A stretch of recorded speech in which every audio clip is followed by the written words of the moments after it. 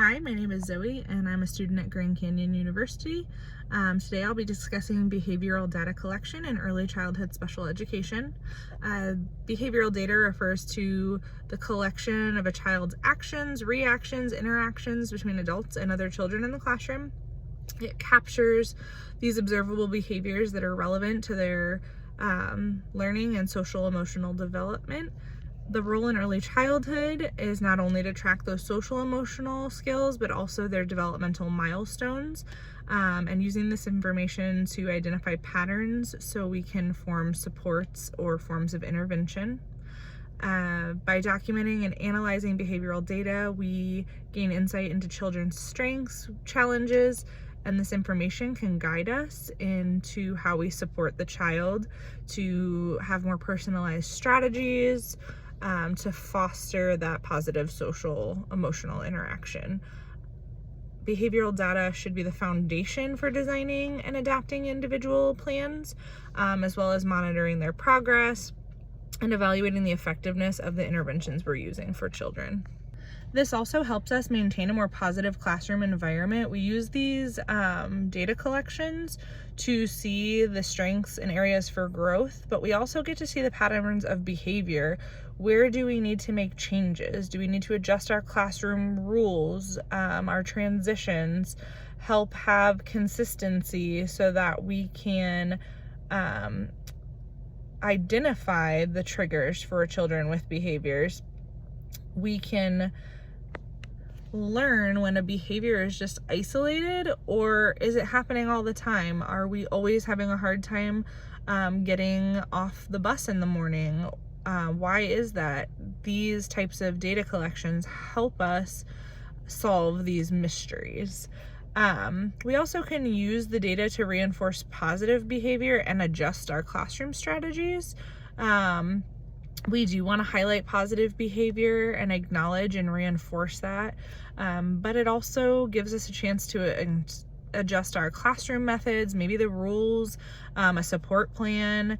For example, if a child does really well with visual cues, let's note that and let's use them more often so we can encourage those desired behaviors. And then obviously behavioral data will also show us when our strategies are not working and we need to pivot and try something new. There's a few ways you can collect this information. My personal preference is an anecdotal record, which is a brief narrative account of the observed behavior.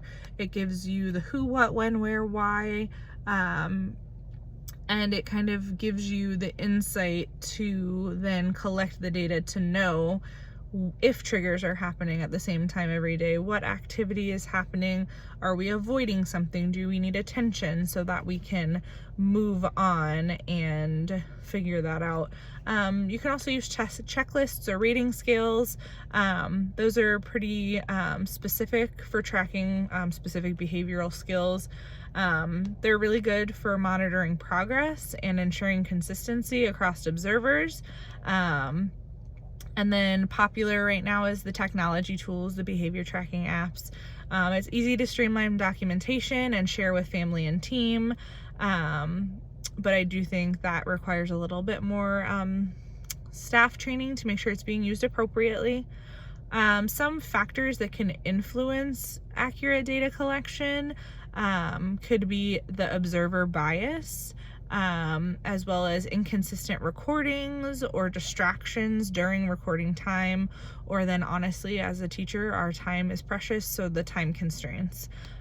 Ways we can overcome that is by using objective language when we are dealing with the data collection and we're in the process, scheduling regular observation times, as well as working together with our coworkers to make sure that there's consistency. We also need to have family input, so collaborating with them.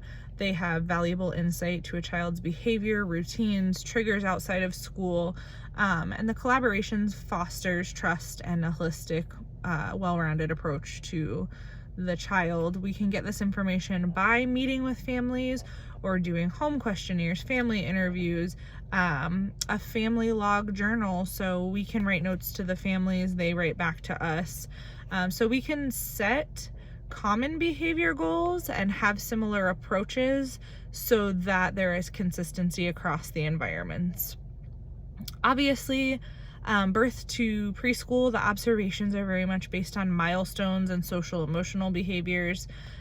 We get this information pretty naturally just watching the children and their natural routines. It's definitely more informal, where when we get to the K3, it's more structured. It is teacher directed activities, peer interactions. There are more formal tools with the scales or apps. And we increase like more emphasis obviously in academic related behavior. Data collection comparison, when we are having children with exceptionalities, we might need more individualized observation protocols and maybe some additional documentation or more tailored tools.